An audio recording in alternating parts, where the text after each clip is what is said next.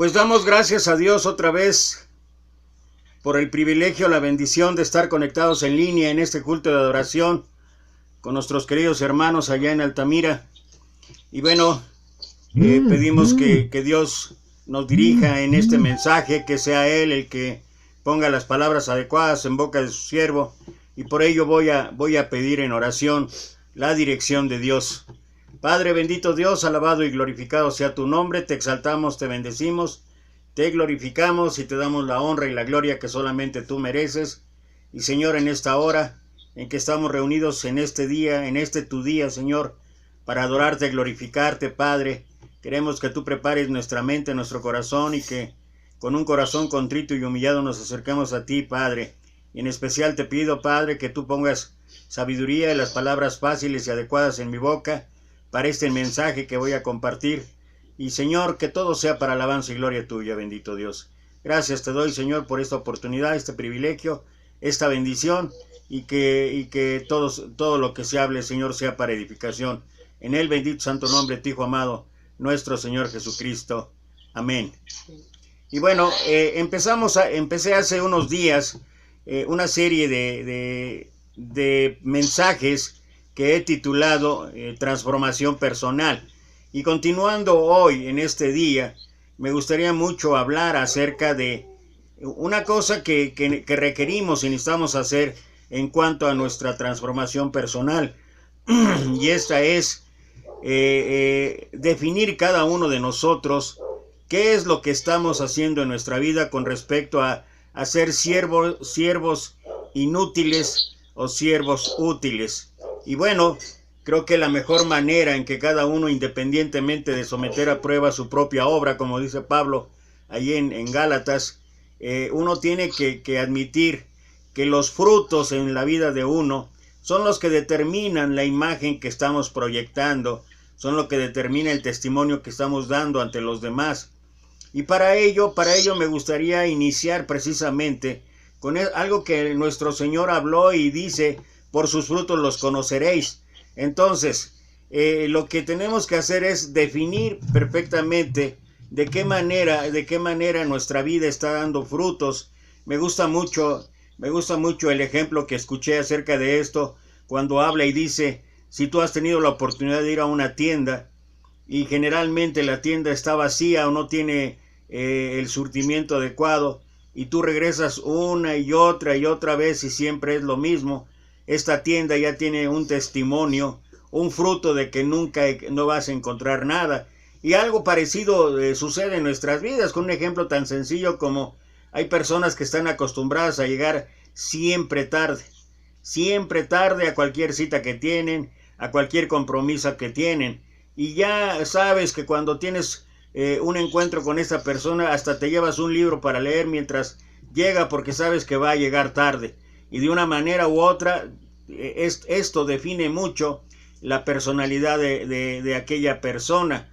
Pero en el caso que nos ocupa, ¿cuál es nuestro testimonio? ¿Qué es lo que deberíamos estar haciendo? Sobre todo en estos tiempos de aflicción, en estos tiempos de crisis, en que cada uno de nosotros como cristianos, como discípulos de nuestro Señor Jesucristo, deberíamos tener para poder impactar a nuestro alrededor y sobre todo llegar a ser luz del mundo. Y quiero empezar con algo que el Señor habló ahí en el libro de Lucas, en el capítulo 6, y se refirió a la parábola de la higuera sin fruto. La parábola de la higuera sin fruto, también llamada parábola de la higuera estéril, es una comparación, masha es en el griego, que se encuentra únicamente en el Evangelio de Lucas, capítulo 13, versículos 6 al 9. El evangelista que pone esta enseñanza en labios de Jesús de Nazaret ubica esta parábola en un pasaje en el cual se realiza un llamado a la conversión y al arrepentimiento, esto es, al cambio. Por eso estoy hablando de que debe existir en nosotros continuamente una transformación personal, y específicamente estamos aquí hablando de una conversión o un arrepentimiento, y estimular a los oyentes a rectificar sus conductas. O sea, necesitamos forzosamente definir ¿Qué es lo que estamos haciendo? ¿Qué es lo que estamos llevando a cabo? Jesús les dijo esta parábola. Un hombre tenía una higuera plantada en su viña y fue a buscar fruto en ella y no lo encontró. Dijo entonces al viñador: ya hace 3 años que vengo a buscar fruto en esta higuera y no lo encuentro. Córtala. ¿Para qué va a cansar la tierra? Pero él le respondió: Señor, déjala por este año todavía, y mientras tanto cavaré a su alrededor y le echaré abono por si da fruto en adelante, y si no da, entonces la cortas. Y bueno, hay que recordar un poquito en el contexto de esta historia acerca de las figuras que está utilizando nuestro Señor. ¿Cuál es el simbolismo, por ejemplo, de la higuera? En la antigüedad existía la costumbre de plantar higueras en una viña, tal lo comentado por Plinio el Viejo en su Naturalis Historia, una práctica que perduraba a pesar de haber sido desaconsejada por Teofrasto más de 3 siglos antes. En la Biblia en general y en el Antiguo Testamento sobre todo, en particular, la higuera simboliza al pueblo de Israel o a la tribu de Judá. En ambos casos se le considera pues un símbolo del pueblo de Dios. Ahora bien, ¿cuál es el significado de la parábola? La parábola de la higuera es una de las 8 parábolas que terminan bruscamente sin que los evangelios brinden una interpretación directa de su aplicación. En esas parábolas, Jesús dejaba al oyente sacar su propia conclusión. El uso de la higuera, que simboliza al pueblo de Israel, implica que la pertenencia al pueblo de Dios no significa una protección frente al juicio final. Y esto es algo que nosotros deberíamos tener muy en consideración en nuestra vida, deberíamos tener muy en consideración en lo que estamos realizando, y que muchas veces o muchas ocasiones nosotros pensamos que por el hecho de estar ya dentro del barco, por llamarlo así, ya no hay ningún problema, vamos a llegar seguros a la eternidad, cuando que en realidad tenemos todavía mucho trabajo por hacer, y que cada quien debe producir sus frutos, que eso es lo que realmente va a distinguir a alguien que sí sigue a Jesucristo de alguien que no lo hace. El árbol simboliza al pecador que no dio frutos de conversión. En la parábola, el hombre que es dueño de la higuera manifiesta claramente su disgusto y contrariedad al ver que la higuera no produjo frutos, lo que provoca una reacción con respecto a secar la higuera. A pesar de la obstinación del árbol en no dar fruto, es decir, la obstinación del pecador en no convertirse, o tal vez incluso para nosotros hoy en día, aquellos que ya hicimos el plan de salvación, que estamos aparentemente caminando, pero que en realidad no estamos dando frutos, los frutos que alaben y glorifiquen a Dios. El viñador de la parábola sale en defensa del árbol sentenciado como si se tratase de una causa judicial, e insiste ante el dueño de la higuera en abrir un periodo de gracia antes de ejecutar la sentencia. Ese periodo de gracia significa o apela a la misericordia y a la compasión de Dios, de la que según la enseñanza de la parábola no se debe de abusar. Y esto es algo que nosotros tenemos. Pablo dijo ahí en Romanos capítulo 6, ¿perseveraremos en el pecado para que la gracia abunde? En ningún modo. Y ahí sigue hablando y diciendo que no podemos estar abusando cada uno de nosotros de la gracia de nuestro Señor Jesucristo. En la historia de Ahíjar, ya conocida en el siglo V antes de Cristo, se dice: hijo mío, tú eres como un árbol que no daba frutos, aunque estabas junto al agua. Y su amo se vio obligado a cortar, y él le dijo: trasplántame, y si entonces tampoco doy fruto, córtame. Pero su amo le dijo: cuando estabas junto al agua no diste fruto, ¿cómo vas a dar fruto cuando estés en otro lugar?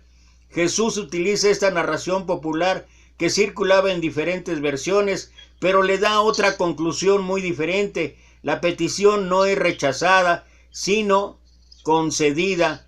Del anuncio de una sentencia se hace una llamada a la conversión o al arrepentimiento, la misericordia de Dios llega entonces a suspender la decisión del castigo ya tomado. Y bueno, valga esta ilustración, esta parábola del Señor Jesús, para nosotros darnos cuenta o tener que reflexionar nosotros qué es lo que estamos haciendo en cuanto a lo que el Señor nos manda, y nos lo manda para cada día, no para de vez en cuando o no para cada domingo. Y nosotros tenemos que obviamente determinar de acuerdo a lo que cada uno individualmente hable y se presente ante Dios para pedir su dirección, para pedir su sabiduría y saber qué es lo que realmente está pasando en nuestra vida y si realmente estamos dando frutos. Y lo más importante es que si la gente puede ver en nosotros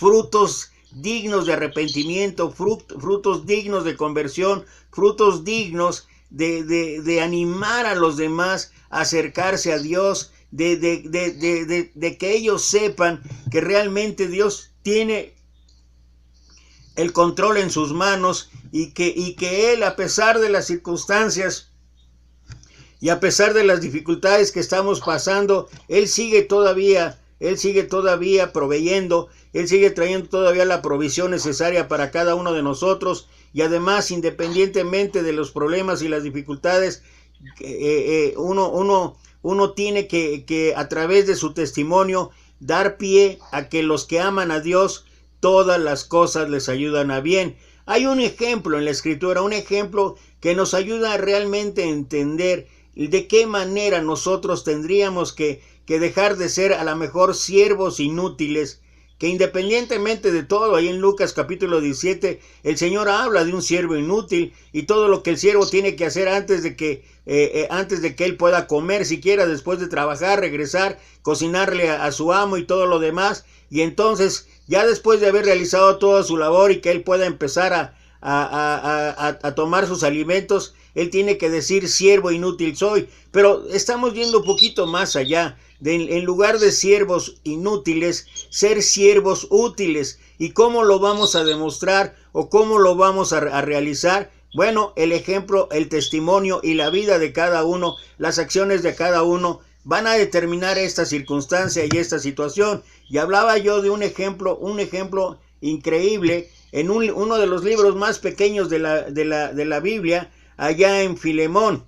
Antes de comenzar el análisis de ese libro, déjenme compartir esta historia. Se dice que un vendedor de leña engañaba a las personas, les daba menos cantidad de la que les correspondía de acuerdo al precio que habían pagado. Este hombre se convirtió, pero la gente dudaba de su conversión. Uno de sus clientes tomó la leña que este hombre había vendido en esa semana y dijo: si él se convirtió, ahora la leña debe tener el peso correcto. La vida cristiana para muchos hoy no es más que un pequeño ajuste en sus horarios de los domingos. Ahora leen la Biblia y van los domingos a una iglesia, pero eso es todo, y esto es muy sencillo.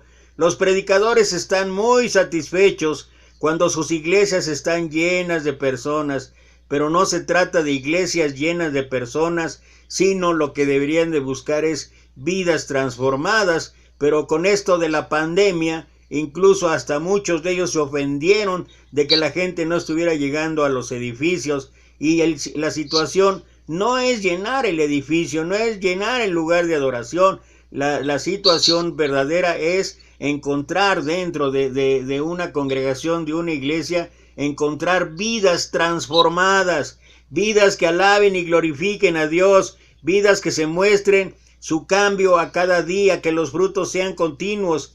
Si decimos que las personas no pueden cambiar su forma de pensar, su forma de ser, su forma de actuar y sentir, estaríamos negando que Dios sea poderoso para transformar. Y aquí dentro del libro de Filemón, Onésimo es un ejemplo de transformación. En el pasado, Onésimo era un esclavo inútil. No sabemos a ciencia cierta en qué sentido era inútil, pero así lo habla el libro de Filemón.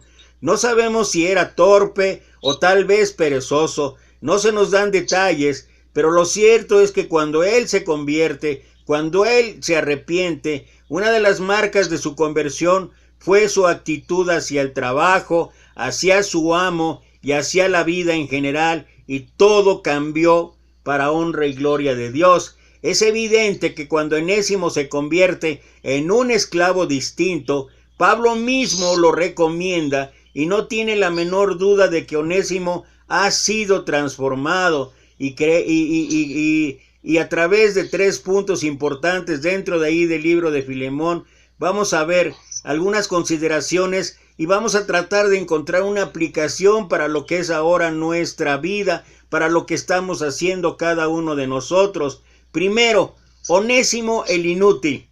Para ver la inutilidad de Onésimo es necesario revisar los detalles de su conducta. ¿Cómo era él? Bueno, si era un esclavo, él tenía que ser primero haragán. Pablo dice que era inútil. Es evidente que eso pensaba Filemón respecto a Onésimo y tenía probablemente sus razones, pues al parecer Onésimo era familia de Filemón.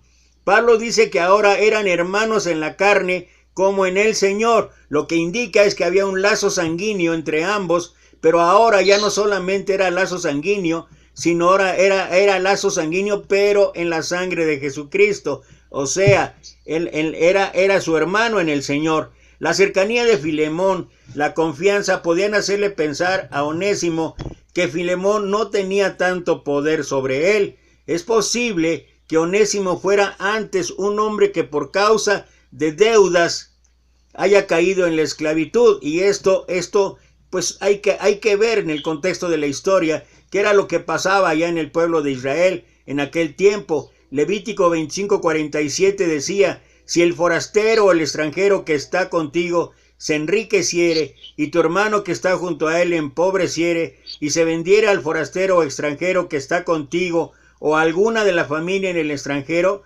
Aquí podemos ver entonces que alguien que empobrecía podía pagar con la esclavitud todas sus deudas. Asimismo, en 2 de Reyes capítulo 4 versículo 1, una mujer de las mujeres de los hijos de los profetas clamó a Eliseo diciendo: tu siervo mi marido ha muerto, y tú sabes que tu siervo era temeroso de Jehová, y ha venido el acreedor para tomarse 2 hijos míos por siervos. Así era la situación allá en el pueblo de Israel. Entonces, ahí vemos que aquel hombre no nació esclavo, acabó como esclavo viviendo una vida inútil, una vida que él no se merecía. Fue llevado por los golpes de Dios a un terreno que él ni siquiera imaginaba. Su actitud ante esa nueva condición le llevó a negarse a aceptar esa realidad y no funcionaba. Así nos ocurre a nosotros cuando nos estancamos hasta las circunstancias adversas, y hay que ver lo que está pasando hoy en día. Hoy en día tenemos muchísimas aflicciones, muchísimos problemas, estamos enfrentando circunstancias de verdad terribles, estamos enfrentando circunstancias en muchos casos de sufrimiento, dolor, tristeza, por la pérdida o partida de algún familiar, porque el coronavirus nos ha afectado no solamente en la salud, nos ha afectado en la economía, pero también nos ha afectado de manera emocional, de manera sentimental, de manera moral y sobre todo de manera espiritual. Nos ha dejado literalmente sin fuerzas, y eso es un pretexto magnífico para no estar haciendo nada. Y no me refiero solamente al trabajo físico, el trabajo que algunos todavía pueden desarrollar o que todavía pueden llevar a cabo. Me estoy refiriendo en el trabajo para la viña del Señor, en el trabajo de Dios, porque hoy, con todas las circunstancias, situaciones que estamos atravesando, muchos de nosotros hemos permanecido impávidos, en ocasiones apáticos, indiferentes ante toda la cuestión que está ocurriendo y sucediendo, sabiendo que mucha gente lo que necesita es conocer las buenas nuevas de Dios, y nosotros somos los encargados de llevar esas buenas nuevas. Y tal vez al respecto cada uno debería de considerar qué es lo que estamos haciendo. Cada uno de manera individual tiene que presentarse ante Dios, orar ante Dios y decir: Señor, ¿de verdad estoy haciendo lo que a ti te glorifica? Señor, ¿qué es lo que estoy llevando a cabo en mi vida? Otra de las circunstancias que podían haber ocurrido con Filemón era que seguramente su corazón estaba amargado, no aceptaba su realidad. Y eso es lo que está pasando con mucha gente hoy en día, mucha gente que incluso está en la incredulidad de no pensar o no aceptar que Dios sigue en el control, que Dios de verdad sigue gobernando y que Dios ha permitido todo esto con un propósito, con un algo que tenga que llevar a cabo y esperar que Dios realmente traiga la respuesta y tenga la solución. Y muchos de nosotros nos hemos quedado en la murmuración, en la queja, en la amargura. Pero además de eso, Onésimo era un hombre ingrato. Filemón no era amable con los hermanos y despiadado con los esclavos. Era luz de la calle y oscuridad de su casa. Pero Onésimo no veía nada de eso. No importaba que Filemón lo tratara bien. Cuando un corazón está amargado, nada es bueno, no es agradecido, todo es gris, todo es oscuro. Hay personas así, que reciben de otros todo el buen trato que se les puede dar, pero aún así pagan mal por bien.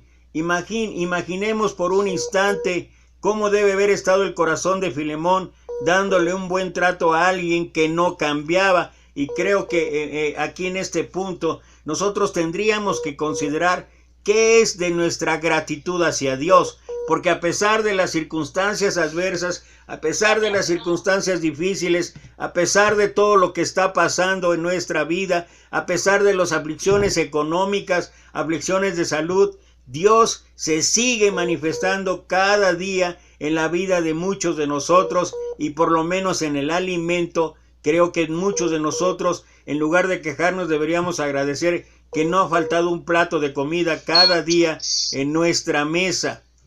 Pero también tenía tal vez una actitud de deshonestidad.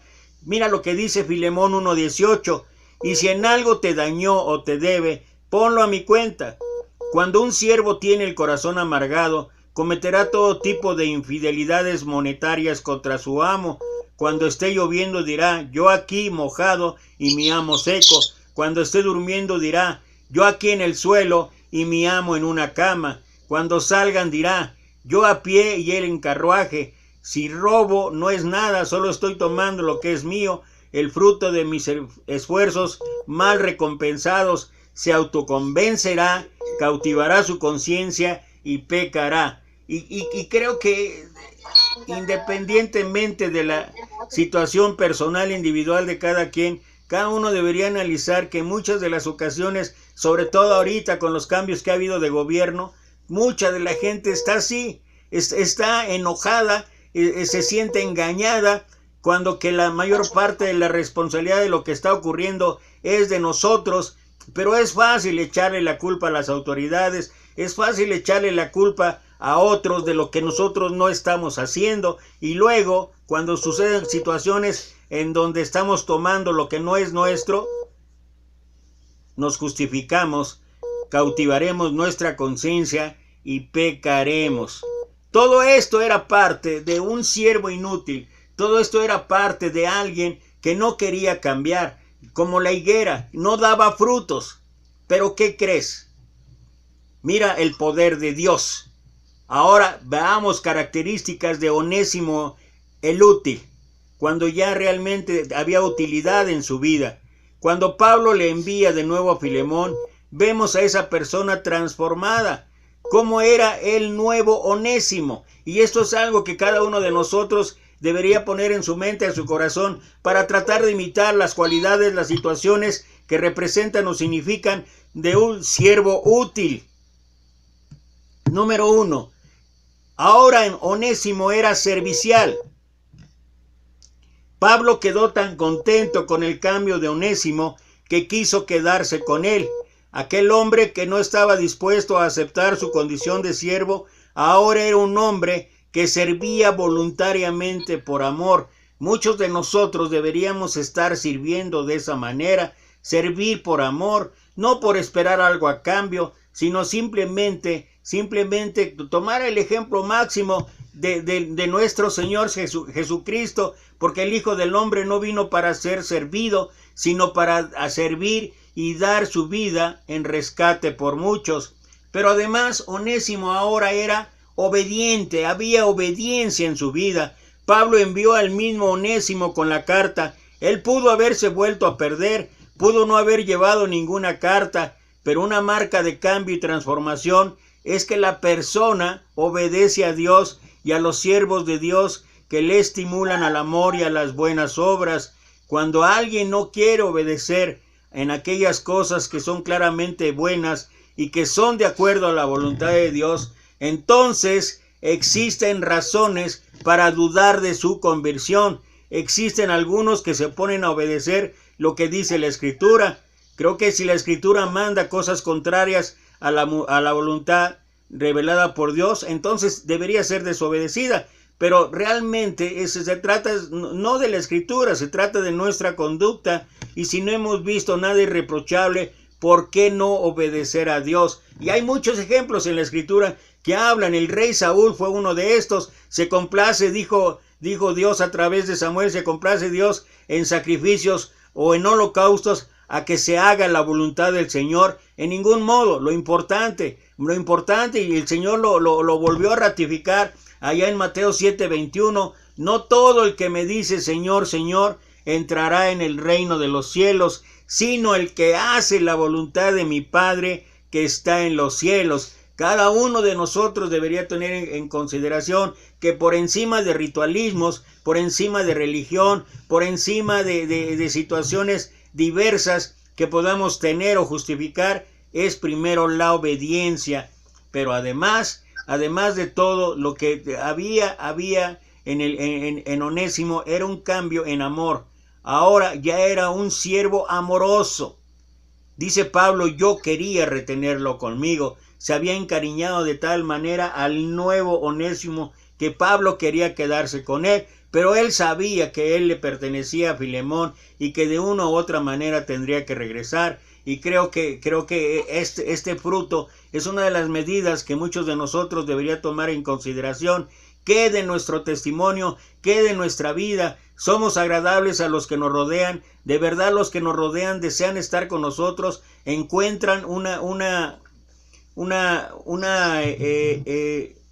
aceptación de amor en nosotros? ¿Nos ven las gentes como si realmente pudieran acercarse y encontrar reflejado el amor de Dios en nosotros? O cada uno debería preguntarse cómo es nuestra vida, porque a veces es muy fácil decir soy cristiano y no tengo un testimonio que de verdad la gente pueda acercarse a Dios. Ahora bien, después de ver algunos de los detalles, algunas de las características, algunas de las cualidades tanto del siervo, un siervo inútil, como ahora de un siervo útil, vamos a ver qué fue lo que transformó a Onésimo de inútil a útil. Y por lo menos hay tres cosas importantes que aquí podemos hablar de ellas y que las podíamos bien nosotros imitar para nuestras vidas. Número 1, la predicación del Evangelio. Pablo dice que lo engendró en sus prisiones. Es muy probable que Filemón le haya predicado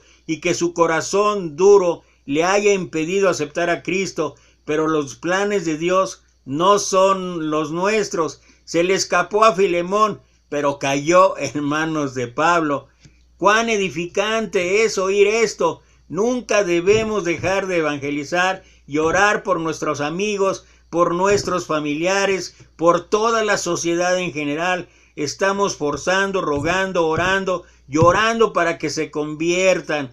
Pablo sembró la semilla de la palabra en el corazón de Onésimo y pudo ver de qué manera obró en el tiempo que Dios había determinado. Por eso Pablo habla en 2 de Timoteo capítulo 4 versículo 2, cuando le dice exhaustivamente a Timoteo, te ruego que prediques la palabra, que instes a tiempo y fuera de tiempo. Y esto es algo que cada uno de nosotros debería tener en consideración. Estos son buenos frutos en nuestra vida que dan testimonio de cada uno cuando nosotros somos capaces de estar compartiendo, estar predicando, estar hablando a tiempo y fuera de tiempo de los milagros de Dios, de las maravillas de Dios, de la soberanía de Dios y de todos los atributos y cualidades que tiene nuestro Dios y que puede ser desarrollado en la vida de toda persona, sobre todo las personas que están en aflicción,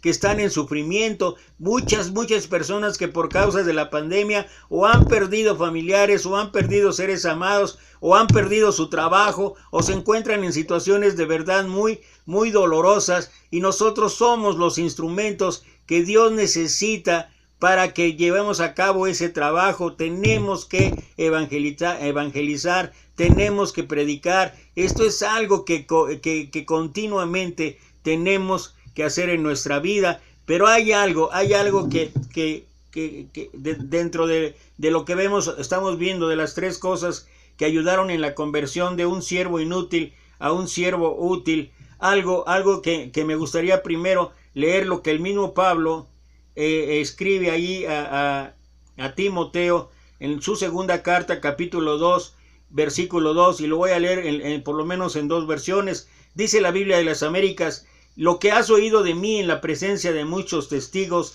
eso encarga a hombres fieles que sean idóneos para enseñar también a otros.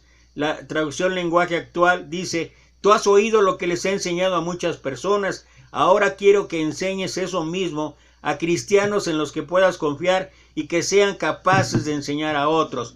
¿Qué es lo que recomendaba Pablo a Timoteo y qué es lo que nos enseña aquí en la conversión de Onésimo? El discipulado personal de Pablo, atendiendo y sirviendo a Pablo. Onésimo estaba siendo al mismo tiempo transformado por el ejemplo del apóstol. Aprendió, entre otras cosas, que se vive por convicciones. Viendo a un hombre así sufrir por la causa de la fe, hasta ahora ha visto en Filemón a un cristiano rico, ahora veía en Pablo a un cristiano pobre, y hay que recordar que en ese instante que Onésimo conoció a Pablo, él estaba en prisión ahí en Roma, y él veía cómo Pablo cada día predicaba, pero no solamente que viera que predicaba, sino las condiciones en que predicaba, porque Pablo estaba encadenado y aún así mostraba una paz que sobrepasa todo entendimiento, aún así mostraba un gozo constante. ¿Por qué? Simplemente por predicar a Cristo. Por eso en sus cartas dice: yo, Pablo, prisionero de Jesucristo. Él siendo prisionero era gozoso, él siendo libre era gozoso. La verdadera libertad no es la libertad física, sino la libertad del alma, la libertad del espíritu, y esta solamente se logra cuando se tiene en su vida a nuestro Señor Jesucristo. Había visto a un cristiano con poder en la tierra, pero ahora veía a un cristiano con poder del cielo. Lo que transforma no es la opulencia, sino la humildad, y convivir con Pablo fue una experiencia transformadora. ¿Cuántos de nosotros deberíamos estar haciendo una labor así? ¿Cuántos de nosotros deberíamos estar llevando a cabo una labor de discipulado en muchos sentidos? Tal vez no tanto en conocimiento, pero sí en testimonio de buenas obras, sí en testimonio de servicio, sí en testimonio de amabilidad, sí en testimonio de agradecimiento, sí en testimonio de amor hacia los demás. Y creo que ese es el mejor ejemplo que uno puede llevar a cabo en su vida, para, al igual que Pablo, tener un discipulado con aquellos que nos reunían. Y finalmente, ¿por qué fue transformado Onésimo de siervo inútil a siervo útil? Por la ternura de Pablo. Aunque era un hombre de letras, aunque era una persona famosa en el mundo, Pablo era una persona amorosa, cariñosa. El amor toca las puertas del alma, y esta ternura probablemente lo llevó a pensar: este hombre es un prisionero, puede morir, es famoso, pero es un preso y aún así está feliz y conforme. Me ama a mí, ama a tanta gente y tanta gente lo ama a él. ¿Qué tiene él que no tengo yo? A Cristo. Eso es lo que me falta, tener a Cristo y hacer las cosas como Cristo dice. No por algo el Señor habló ahí en Juan 13:34, un mandamiento nuevo os doy, que os améis unos a otros como yo os he amado. En esto, mira lo que dice ahí el versículo 35. En esto conocerán que son mis discípulos. ¿Cuál, Señor? el conocimiento, la sabiduría, la predicación excelsa, los likes en las redes sociales, la fama que cada uno tenga. No, dice, en esto conocerán que son mis discípulos si se aman unos a otros como yo os he amado. Aquella cárcel era una representación del mundo. Todos somos prisioneros del pecado, pero unos son libres aunque estén presos, y otros son presos aunque estén libres. Y cada uno de nosotros debería mostrar esa libertad que solamente viene por Cristo. Estad pues firmes en la libertad con que Cristo os hizo libres, y no estéis otra vez sujetos al yugo de esclavitud. Fue lo que el mismo Pablo habló ahí en Gálatas capítulo 5 versículo 1. Y bueno, concluyendo, no somos nosotros quienes para decir que tal persona jamás cambiará. Dios tiene el poder de cambiar los corazones. Nuestra labor simplemente es predicar el Evangelio sin cesar, sembrar la semilla, y Él la germinará a su tiempo, según su voluntad. Pero creo que si hay algo que cada uno de nosotros debería considerar es cómo me conocen en mi vida. ¿Como un siervo útil? ¿Cómo son los frutos que estoy ofreciendo en mi vida? ¿Son frutos de veras de alabanza a Dios? ¿O soy como la higuera estéril? Cada uno debe tomar y hacer conciencia, y cada uno debe tomar los pasos necesarios para una transformación personal en ese sentido. Empezar a dar frutos de labios que alaben su nombre. Empezar a dar frutos tangibles, frutos que muestren que el poder de Dios de verdad transforma vidas. Y si nosotros queremos alabar y glorificar a Dios, deberíamos todos estar haciendo o estar trabajando en lo mismo. Siervo inútil o siervo útil, por sus frutos los conoceréis. Que Dios los bendiga.